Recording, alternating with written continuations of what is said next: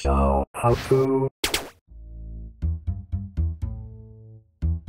You melt chocolate all the time in recipes, like for brownies.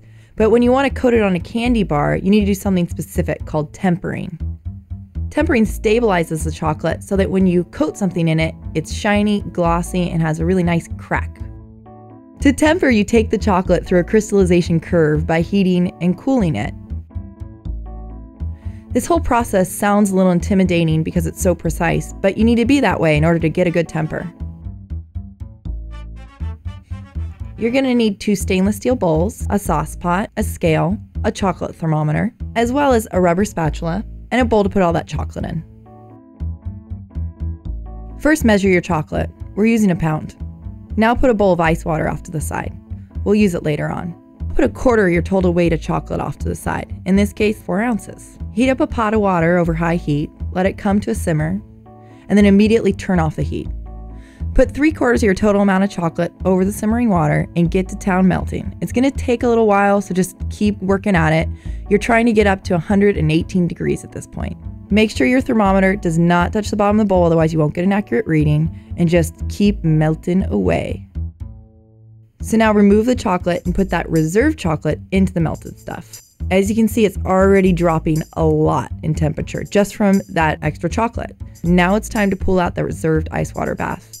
Throw it over there and just keep stirring until you hit the magic number of 80.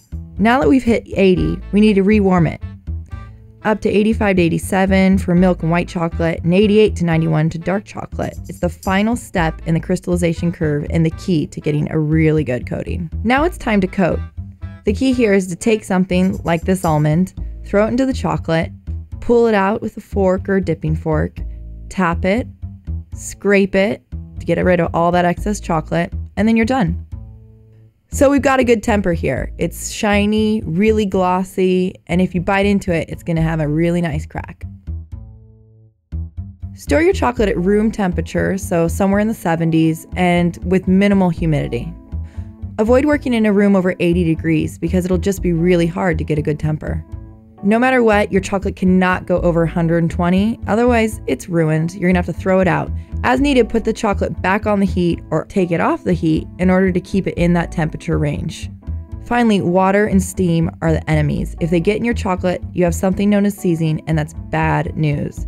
The only way to repair it is for every 6 ounces of chocolate, you whisk in vegetable oil, cocoa butter, or clarified butter. But then you can't use it for tempering. It's only good in recipes where tempering is not required.